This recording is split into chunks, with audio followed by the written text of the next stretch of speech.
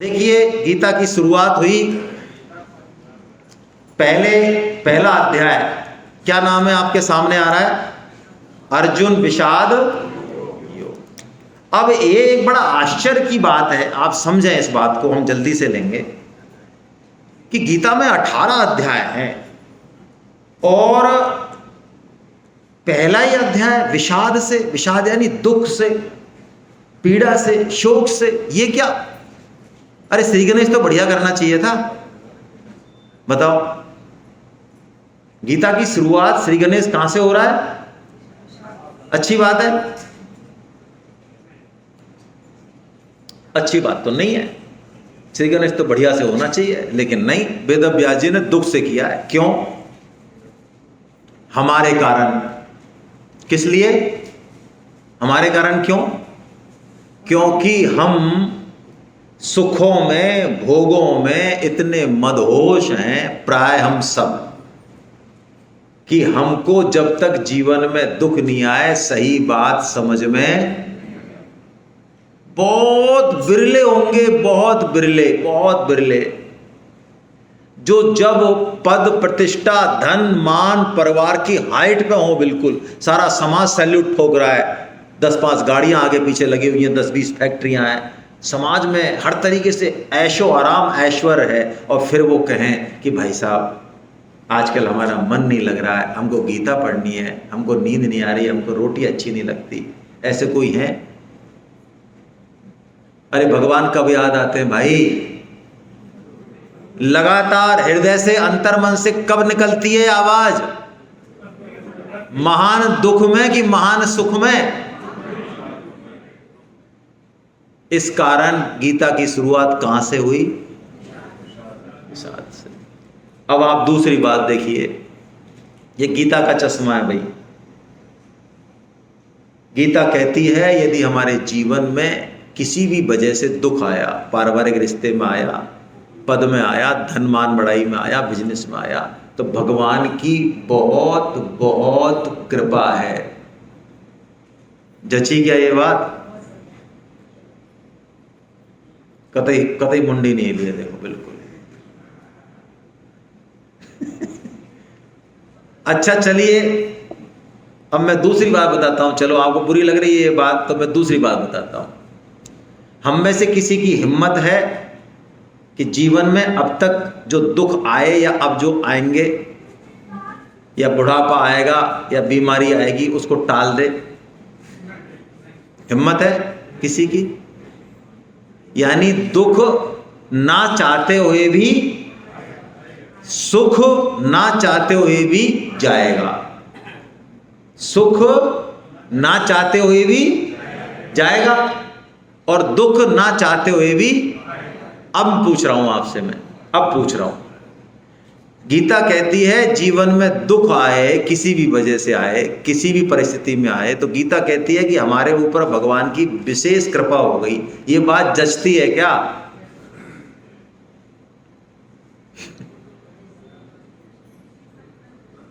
अच्छा, पुराने लोग बताओ भाई, 50-60 साल से आपने जीवन को यदि कुछ समझा, जीवन से यदि कुछ सीखा, रिश्तों की सच्चाई, समाज की सच्चाई को यदि कुछ जाना, तो वो आपने सुख में जाना कि दुख में जाना? दुख में जाना ना। और बल्कि सही पूछा जाए तो आज हम यदि किसी स्थिति पर हैं तो इसलिए कि हम उस दुख से निकल के, आज यदि कोई व्यक्ति बहुत ज्यादा मजबूत है, बहुत ज्यादा कूल एंड काम है, इसका मतलब उसने दुख झेले, संघर्ष किया उसने। और दुख और संघर्ष जो सिखाते हैं वो अहमदाबाद का सबसे टॉप जो कॉलेज है देश का, IIM, वो भी नहीं सिखा सकता। लिख के रख लो आप। सह धूप घाम पानी पत्थर, पांडव आए कुछ और निखर, सौभाग्य न सब दिन होता है, देखें आगे क्या होता है, पीसा जाता जब इक्षुदंड, झरती रस की धारा अखंड, जब फूल पिरोए जाते हैं हम उनको गले लगाते। ये दुख ही है जो जीवन को शेप अप करेगा, इसके अलावा कोई तरीका नहीं है। आज इस बात को ना तो हम समझना चाहते हैं, ना हम बच्चों को। हमने बच्चों को समस्त दुखों से बचा के रखा हुआ है और हम मरेंगे नहीं कभी भी, हम बच्चों को मरने के बाद ही मरेंगे, इसलिए उन पर कभी भी दुख आएंगे तो हम वहां पर रहेंगे साथ। हमने जिस तरह से उनको पाल रहे हैं, वक्त जब थप्पड़ देगा बहुत करारा, जो कि देगा ही, आज जो परिस्थितियां हैं देश में, उससे तो लग रहा है बहुत जल्दी ही बहुत विषम परिस्थितियां आएंगी हमारे सामने। तो ये चांदी के चम्मच वाले करेंगे क्या? जीवन में दुख, वास्तव में भगवान की बहुत कृपा है। गीता की शुरुआत ही दुख से होती है। आप सोचो, अर्जुन और कृष्ण, युद्ध के समय कृष्ण कितने साल के हैं? आपको उम्मीद है कुछ पता है? 86 ईयर, बिल्कुल ठीक, 86 साल के हैं। 86 साल के बूढ़े या 86 साल के जवान, क्या कहूं कृष्ण को? वो लोग रथ का पहिया लेके दौड़ रहे हैं, रथ चला रहे हैं, उतर रहे हैं, क्या काम, 86 साल के। और हम में से कोई है क्या 86 साल के? उससे ही बात करूं मैं तो, भगवान ना करे। मैंने तो यही पिक्चर देखी है भैया घरों में, मैं तो अपने लिए कह रहा हूं, 86 साल के होंगे तो 4 जने लाके बैठाएंगे यहाँ सोफा पे, आओ भाई साहब बिरा जाओ, 2 जने टांग पकड़ेंगे, 2 जने हाथ पकड़ेंगे, जब बैठाएंगे यहाँ। 86 साल। लेकिन अर्जुन इतने साल से, वो भी समवयस्क अर्जुन, इतने साल से दोनों साथ हैं, लेकिन आज तक अर्जुन को कभी गीता सुनने की इच्छा, क्यों? ऐसा महान दुख आज से पहले कभी अर्जुन के जीवन में आया नहीं है। तो बोलो, अर्जुन के जीवन में जो ये महान दुख आया, ये महान शोक आया, ये हमारे लिए अच्छा है कि बुरा है? दाग अच्छे हैं, तो दुख जीवन में अच्छे हैं। देखिए, महाभारत युद्ध शुरू होता है धृतराष्ट्र वृत्ति से। ये धृतराष्ट्र हैं जो कि महाभारत युद्ध का असली कारण है। दुर्योधन तो तात्कालिक कारण है, दुर्योधन तो उसका फल है। और धृतराष्ट्र कौन है? धृतराष्ट्र वो है जो दूसरे को उसका हक नहीं देना चाहता है, वो व्यक्ति धृतराष्ट्र है। मैं आज अपनी पत्नी को जो उसका हक है, अपने माता पिता को जो उनकी हक और अधिकार है वो नहीं देना चाहूं, मेरी जो ड्यूटी है उनके प्रति वो मैं नहीं करना चाहूं, बदले में उनसे सब ले, तो मेरा तो चाहता हूं जो कुछ मुझे चाहिए वो तो मैंने ले लिया अधिकार, लेकिन बदले में मैं अपनी ड्यूटी देश के प्रति, माता पिता के प्रति, समाज के प्रति मैं नहीं करना चाहता, पड़ोसी। तो मैं कौन हुआ? धृतराष्ट्र हुआ। और धृतराष्ट्र यदि कोई है तो उसकी संतति किस रूप में आएगी? दुर्योधन। आप समझे इस गीता को? धृतराष्ट्र किसी रूपक को मत ले लें आप, धृतराष्ट्र को अपने जीवन में देखें, अभी देखें, अभी अपने परिवार में, मेरा भतीजे के प्रति, मेरा बच्चों के प्रति, मेरा और हैं लोगों के प्रति मेरी क्या ड्यूटीज और क्या मैं कर रहा हूं। यदि मैं नहीं कर रहा हूं तो दुर्योधन मेरे घर में आएगा और अल्टीमेटली मेरे घर में क्या होगा? महाभारत होगा। यह धृतराष्ट्र वृत्ति है। और दुर्योधन क्या है? दुर्योधन वो है जिसको कृष्ण की कोई जरूरत नहीं है। आप किताब पढ़ना घर जाके श्लोकों को ठीक से, तो सबसे पहले दोनों सेनाएं जब खड़ी हैं तो दुर्योधन दोनों पक्षों की सेनाओं का वर्णन करता है। क्या करता है? द्रोणाचार्य कहता है कि देखो हमारे पक्ष के तो ये योद्धा है, आप क्यों चिंता करते हो, और पांडव पक्ष के ये योद्धा है, भीम है, फलाना है, ये है, वो है, लेकिन उसको कृष्ण दिखाई। बोलो, महाभारत युद्ध के सबसे बढ़िया रणनीतिकार या मूल या आधार कौन है? कृष्ण है। आपको क्या लगता है पांडवों ने जीता है महाभारत का युद्ध? एक दिन का युद्ध भी लड़ सकते हैं पांडव, एक दिन का भी, बिना कृष्ण के।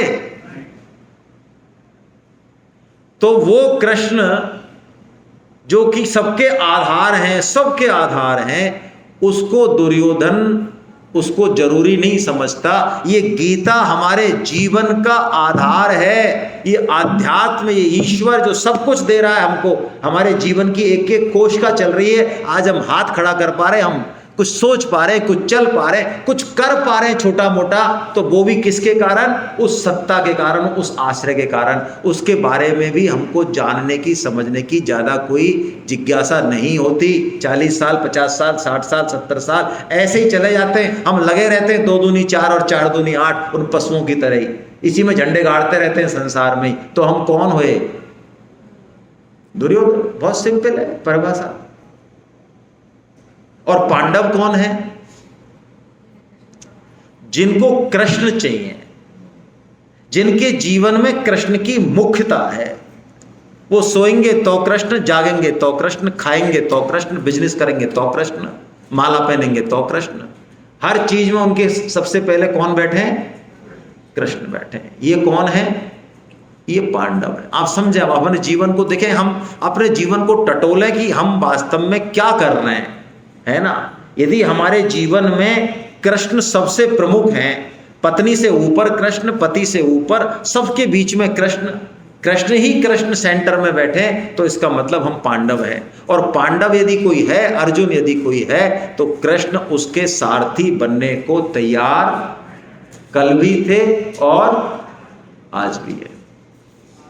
और अर्जुन के सारथी बने तो मैं क्या करूं? मेरे बने तो मैं मानूं, तो बिल्कुल। आपके बने तो आप माने। तो आज से आप कृष्ण को सारथी बना लें, मन बुद्धि की लगाम उनको सौंप दें, गीता को सौंप दें कि मैं आज से कोई निर्णय यदि लूंगा तो गीता के अनुसार लूंगा, क्योंकि गीता में और कृष्ण में कोई अंतर नहीं है। जैसे महात्मा गांधी कहते थे कि मेरे जीवन में कभी भी दुविधा आई, पॉलिटिकल, सामाजिक, आर्थिक, तो मैंने गीता को खोला, और गीता को मैंने जहां से खोला ऐसे ही खोला आर्बिट्रेली, और जहां से खोला वहीं से मैंने पढ़ा, और मुझे बिल्कुल बेस्ट सॉल्यूशन मिल गया। और ऐसा मेरे जीवन में, महात्मा गांधी लिखते हैं, एक बार नहीं 20 बार से भी अधिक बार हुआ। और ऐसा यदि हमारे साथ हो तो हम माने, और नहीं हो तो क्यों माने? नहीं मानना है। ये है पांडव। अब दूसरी बात जो बहुत महत्वपूर्ण बात है इस पहले अध्याय की, बड़ी प्यारी बात है। देखिए, एक बहुत सूक्ष्म बात है जो सभी योगों से पहले हमको सीखनी चाहिए। हमारे जीवन में कृष्ण कृपा, ईश्वर कृपा चारों तरफ बिखरी हुई है। जन्म से लेके अब तक हमारे ऊपर बहुत कृपा है, लेकिन हम उसको अनुभव नहीं कर पाते। वही कृपा हमको जैसे माता पिता मिले उसमें झलक रही है, वही कृपा जैसे हमको पत्नी पति मिले उसमें झलक रही है, जैसा हमको प्रोफेशन मिला, जो भी चीज हमको मिली है उसमें कृष्ण कृपा पूरी की पूरी है, यदि हम उसको महसूस करें तो। मैं इसको आत्मसात करने के लिए आपको कुछ उदाहरण देता हूं। हम में से शायद ही कोई ऐसे व्यक्ति हों जिनको ध्यान हो कि उन्होंने मनुष्य जन्म ऑप्ट किया है, कोई फॉर्म भरा है और ऑप्ट किया है। ऑप्शन थे वहां गधा, घोड़ा, सुअर, मक्खी, मच्छर, कॉकरोच, सारे हमने क्रॉस किए, और जैसे ही लखनऊ आया और मनुष्य जन्म आया हमने टिक लगा दिया कि हाँ भाई साहब हमको मनुष्य जन्म दे दो, लखनऊ में दे दो। बोलो, ऐसा हुआ है? हमको पता है किसी को? बताओ। हमारा जो आधार है जिसके दम पे हम कूद रहे हैं, मनुष्य जन्म, हमको उसके बारे में नहीं पता कि हमको आखिर ये मिला कैसे। अच्छा, समाज को हम देखते हैं, दुनिया को हम देख रहे हैं, क्या हम लाखों करोड़ों से बेहतर नहीं है? सोचें।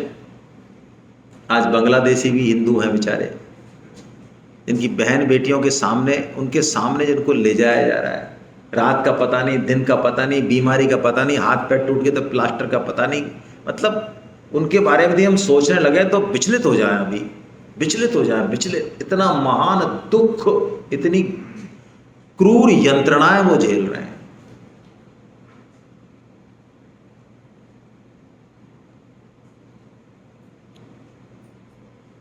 बहुत सारी चीजें हैं, बहुत सारी योनियों का हम बिहेव देखें, कुत्ते का, गधे का, घोड़े का, भैंस का, गाय का, बोल नहीं सकते, अपना दुख नहीं बता सकते। अरे रात को सर्दी हो, सर्दी से मरी जाए, लेकिन कहीं इंतजाम नहीं कर सकते, कोई फोन नहीं घुमा सकते। क्या हमारे साथ ऐसा है? चलिए, ये तो हो गई भौतिक सुख सुविधा की। अब मैं आपसे पूछता हूं, मानव जीवन की सबसे बड़ी कृपा, सबसे बड़ी कृपा, मानव जीवन मिल गया, अच्छी बात है, लेकिन मानव जीवन मिलने के बाद भगवत गीता की तरफ जिज्ञासा होना, ये हजारों में से एक होता है और लाखों में से एक होता है कि गीता के सन्मुख हो जाना और बैठ जाना, ये लाखों में से होता है। ये बोलो भगवान की कृपा से हुआ या हमने बहुत जबरदस्ती करी जब गीता मिली है? ऐसे कोई व्यक्ति हैं? श्रीवास्तव जी ने पहले क्वेश्चन पर तो हाथ उठाया। अब मैं एक और दुर्लभ प्रश्न पूछ रहा हूं, क्या पता उस पर भी हाथ उठ जाए किसी का। भाई, ऐसे कोई व्यक्ति हैं जो गीता पढ़े बिना मरे जा रहे थे, बिल्कुल प्राण निकल रहे थे, जिनके नींद आ नहीं रही थी, रोटी अच्छी लगे नहीं, प्यास लगे नहीं, वो कह रहे हैं भाई साहब कहीं से भी हमको गीता पढ़वाओ यार, आप कोई गीता सेमिनार में ले जाओ, हमको 18 अध्याय पढ़ने यार, हमको जीवन के सामने एकदम अंधेरा छा रहा है। ये है एक, इसी लाइन में से फिर निकले एक। चलो, आपका नाम बताएं सर, आपको प्रणाम है बहुत बहुत, इनके लिए ताली बजाओ भाई। जसवंत सिंह साहब।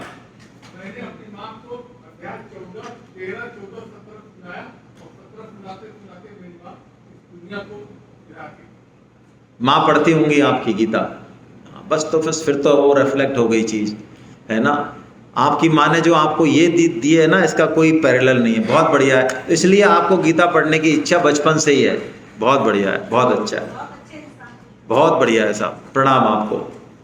तो अब आप देखिए, हमको मनुष्य जन्म मिलना, ये फैमिली मिलना और अब गीता के सन्मुख होना, इसमें कोई बहुत ज़्यादा प्लानिंग, बहुत ज़्यादा जोर हमारा किसी का नहीं है, लेकिन फिर भी हम बैठे, इसका मतलब कोई न कोई कृपा हमारे पीछे है जो हमको धकेल रही है, धकेल रही है, धकेल रही है। और परम श्रद्धेय स्वामी जी महाराज एक बहुत जोरदार बात कहते हैं जो आपको बड़ी अच्छी लगेगी। स्वामी जी महाराज कहते हैं, एक बहुत बड़ा भव चक्र है, भव सागर है, जहाँ से धकेल धकूल के हमको बिल्कुल किनारे तक ले आए। बस अब बस थोड़ा सा हाथ पैर मारने और किनारा, और विश्वास करो कि किनारा बिल्कुल, क्योंकि यदि किनारा पास में नहीं होता तो हमको भगवत गीता मिलती नहीं। स्वामी जी महाराज एक बहुत अच्छा एग्जाम्पल देते हैं जो आपको ही पसंद आएगा, कि अब जीलाल साहब और इन सब ने मिलके 5-7 लोगों ने सेमिनार कराई और नाश्ता तो उन्होंने करा ही दिया, हमको विश्वास तो हो ही गया है। तो अब ये जो है अनाउंस करें, मान लो यहाँ 1 बजे कि चलो साहब भोजन प्रसादी के लिए, और वहाँ प्लेट भी दे दें हमको, लेकिन थोड़ा भोजन आने में थोड़ा सा टाइम लग जाए किसी वजह से, तो 5-7 मिनट में हमको ये लगेगा कि भोजन अब मिलेगा नहीं, या हमको विश्वास रहेगा कि नहीं भोजन तो यार आएगा, जब प्लेट दे दी और बुला लिया तो भोजन तो मिलेगा यार, चाहे कुछ भी हो जाए। क्या क्या मनस्थिति रहेगी आपकी? अब भोजन तो आएगा। तो हमको गीता मिली है, इसका मतलब अब हमारा दोबारा जन्म नहीं होगा, हमारा कल्याण होगा, भगवत प्राप्ति होगी, है? वरना ये मिलती नहीं हमको। ये पक्की बात मान लो आप, ये पक्का है, पक्का। स्वामी जी ने कहा, क्यों मैं इस श्लोक से इस चीज को प्रकट कर रहा हूं। अर्जुन युद्ध करने के लिए उतावले हैं बहुत ज्यादा। अर्जुन को कोई आइडिया तक नहीं है कि गीता नाम की चिड़िया होती क्या है, कोई नहीं है, लेकिन फिर भी भगवान ने अर्जुन को गीता सुना दी। ये कृपा है। जैसे बच्चा माँ के गर्भ में, उसको ना सर्दी पता ना गर्मी पता, अभी तो वो बाहर आएगा 3 महीने पीछे, लेकिन माँ जो है वो क्या होती है, वो ऊन, वो स्वेटर बुन रही है उसका, वो सिलाई से है ना, क्या बोलते हैं, ऊन लेके बढ़िया सा सॉफ्ट, और उसका स्वेटर बुन रही है। अब उस बच्चे से पूछो कि भाई साहब आपको पता है सर्दी क्या होती है? हेलो, उन बच्चे से ये पूछो भाई साहब आपको पता है स्वेटर क्या होता है? स्वेटर, हेलो स्वेटर, आइडिया उसको। लेकिन उन भाई साहब के लिए स्वेटर तैयार हो रहा है कि जब वो प्रकट होंगे सर्दी में तो उनका इंतजाम हो जाएगा। बोलो यही काम भगवान कर रहे हैं कि नहीं कर रहे हैं हमारे लिए?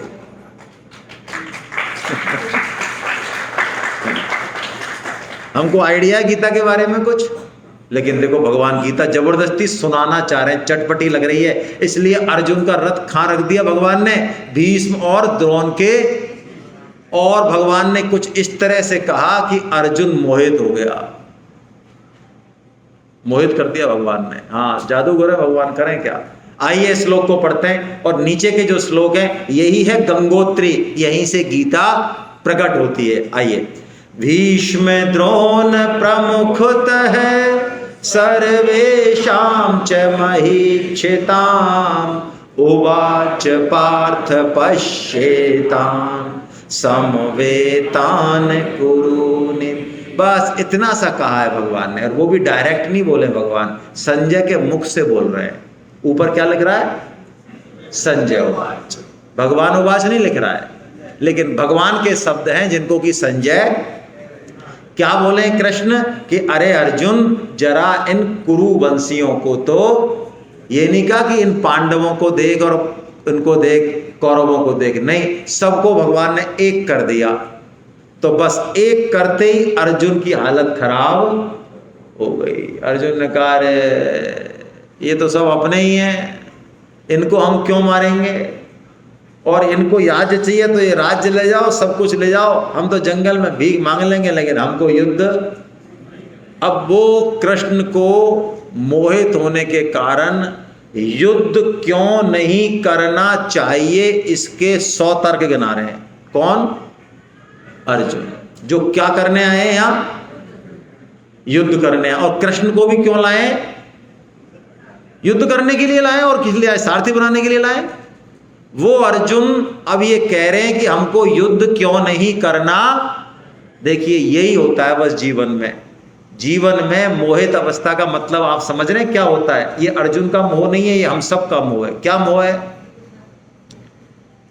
मोहित अवस्था में सफेद चीज काली दिखती है, और काली चीज, अच्छा सच्ची सच्ची बताओ, आपको ऐसा लगता है क्या कि हम मोहित अवस्था में?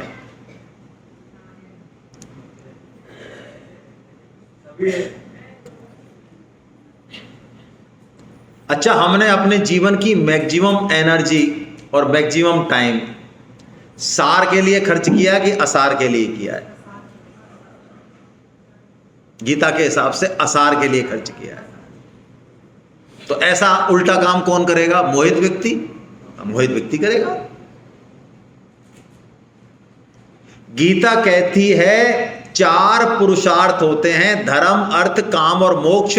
इसमें से मैक्सिमम एनर्जी हम अर्थ और काम में लगाते हैं। अर्थ का मतलब ज्यादा से ज्यादा पैसा, ऐश्वर्य, संपत्ति, पद, और काम, काम का मतलब भोग, बढ़िया से बढ़िया सुविधाएं, ऐशो आराम।